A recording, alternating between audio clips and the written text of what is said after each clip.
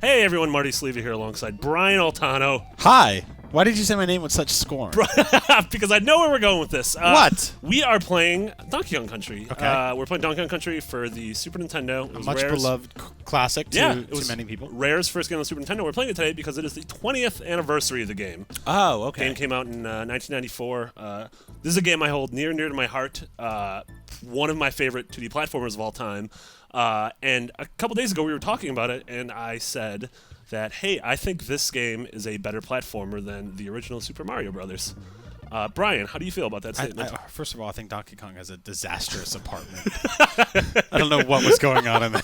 I never thought about that. He's got a balloon and a tire on the floor and then bananas everywhere. He doesn't have bananas here anymore. No, not here. Not my hoard. He doesn't have enough in his house.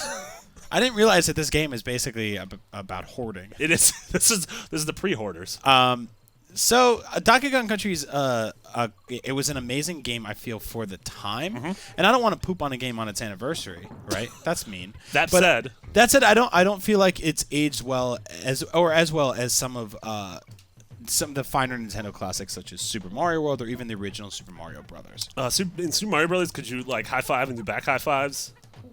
No, if you really you couldn't collect bananas either if you really want to get into the weeds on this. So one of the reasons I love this game so much, I think its art style is classic. I think this game, obviously at the time it was gorgeous, and I still think it's gorgeous. I still love the sort of, it looks like claymation. The characters had so much sort of depth and character to them that something, and I get it, like comparing it to Super Mario Brothers, I know it's dumb and reductive, but that's what we do here. Everything we do here is dumb and reductive. Sure. No, I mean, so I thought that this was one of the most beautiful games in the world when it came out, and it really was. But I don't think that particular style has aged as well as, say, like a very clean sprite art look that you see in a lot of other classic video games of its era. Now, at the time, like this claymation look, the way everything looked 3D rendered and 3D modeled was amazing. And I mean, even you're looking at the animation here, like he does a lot. He's a lot more sort of like animated. Like it's like a cartoon character as opposed to Mario, which, I mean, recent Mario kind of has that. Like, they nailed it with, like, the 3D World games where there's a lot of funny idle animations and everything. Mario, really, he turns to the camera, he gives a peace sign, he dies, and his arms go in the air, and he's like, ah. But there's not really, there's not really a whole lot there. Yeah. And I do think that, like, a lot of the stuff you see in this game with the weather effects, there's snow levels, there's like, fire levels, there's here where it's raining, like, they do a lot of cool stuff with that. With atmosphere. Yeah, I just feel that a lot of the characters outside of Donkey Kong and Diddy Kong don't really have a ton of personality. Sure. Like the Kremlings. I mean, I know obviously the Koopas really, they're not like writing books. Yeah. They don't have the depth of a Goomba. But I think a lot of this game, it was Rare did a lot of games at the time where they would take basically a character, an animal, and put the letter Y at the end of it and put googly eyes on them and then ship it. And I did love that for its time, and I think that like this game, they fell way into the web of collectathons, and this didn't really suffer from that too much. Yeah, by the time Donkey Kong Country 3 rolled around, it was getting pretty bad, and then obviously Donkey Kong 64 was sort of the like one of those. Okay, this is just an exercise in excess. Yeah. I almost said the F word. But one of the things you and I talked about it was which sort of holds up better as a kind of definitive platforming classic that I think anybody could pick up and play for the first time today. Is it Donkey Kong Country, the original, or the original Super Mario Brothers? You say Donkey Kong Country. I say Super Mario Brothers. I think Super Mario Brothers is infinitely more accessible than this game. There's a whole lot less verbs. You can run and you can jump. Yes. Whereas this, you can cartwheel. You saw it before. I don't know. You saw the high fives. Yeah. So, do you think this game is harder than Super Mario Brothers? Because I mean, first of all, Super Mario Brothers can be beaten in 15 minutes. Sure. Yeah. With warp zones and stuff like that. This game is there's a lot to unpack. Yeah, there is. The game. I mean, I think the reason I like this game, and I'm not just to nip it in the bud because every comment's going to say that, I am fully aware that Super Mario Brothers is the most influential video game of all time. Right. This game would not exist without that. For many reasons. One, that Shigeru Miyamoto, created Donkey Kong. That's true. But it would be some other animal with a Y, and it'd be his country. It'd be like Frankie Frank's. Yep. Frankie Frankville. Frankie Frank's, and then it'd be like Fritty Frank would be his friend. And Tootie. I also think that I think that the second game did did things a lot better in a lot of regards.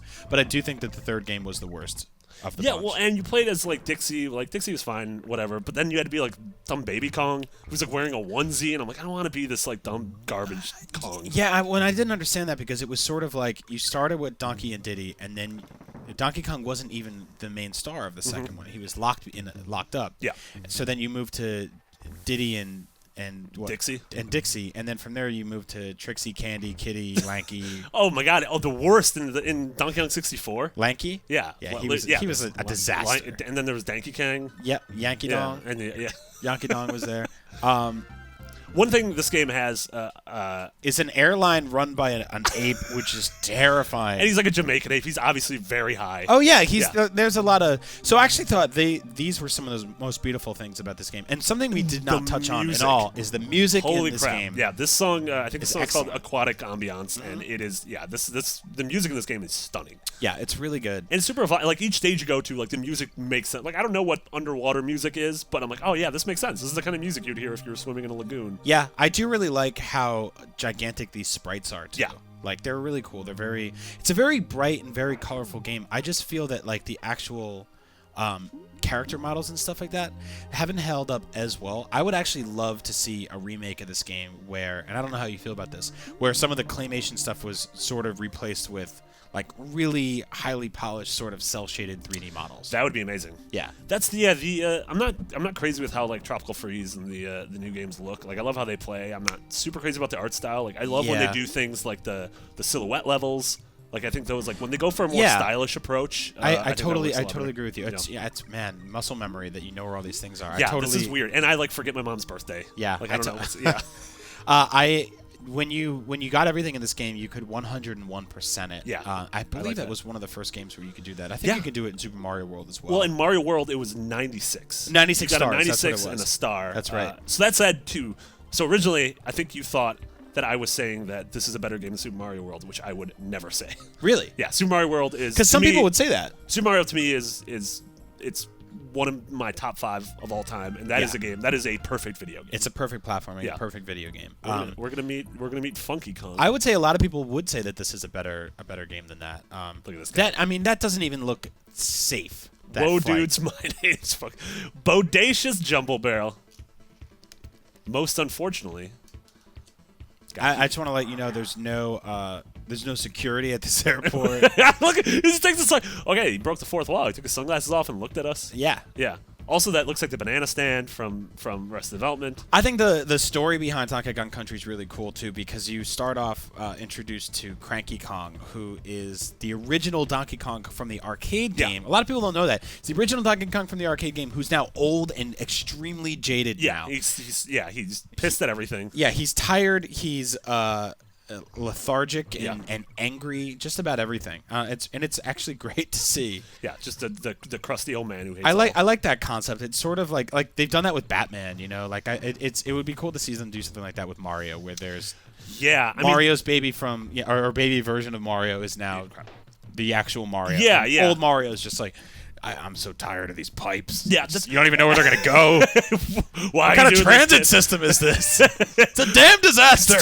It's not worth it. It's just gonna happen over and over again. I keep dying. It's okay. Yeah. Oh, poor Diddy. Yeah, but that was Donkey Kong Country. So I honestly feel like you're handing someone a controller for the first time to play a platforming game or a video game. I still think that the original Mario Brothers is something that's a little more accessible. I have warmed up to this game being not. I think it's aged. I think it's aged a little better than I thought it did. I still don't think it's aged as well as the first Mario Brothers game or Super Mario World, for that matter. Sure. I don't know why I keep dying here. I also think you stink. Do you think this jungle just like reeks? Do you think it's just awful? Yeah, it's probably 1,000 degrees. Yeah. I mean, and all the characters look sweaty. Yeah, think about what's going on in here. Like there's a lot of weird touches in this game too. Like there's animals that you can ride. There's an ostrich that wears high tops. Sure. I don't know why. I think to imply that she's fast. Like she's like, I'm so fast I gotta wear shoes. Her name was Espresso. Really? Yeah. I don't know why. Again, There's a frog named Winky. Yeah. Doesn't make a ton of sense. Yeah. There's like Squawks was a parrot. There's Ramby the Rambo. There's bad at video games, the Marty. So that was Donkey Kong Country. 20th anniversary. It's almost old enough to buy an alcoholic beverage in the United States of America. Yeah, but I think it was British, so it's probably been drinking for years, right? That's true. That is true. Right. Yeah, I want Rare to go back and give us something like this again. Obviously, they can't. I'm done with this game. That was Donkey Kong Country 20th anniversary. Tell us what you think of Donkey Kong Country. Do you think it is better than Super Mario Brothers? Do you think I'm horrible at video games? I am. And what do you want Rare to do? Don't say Battletoads, because that game's garbage. Banana, banana, banana,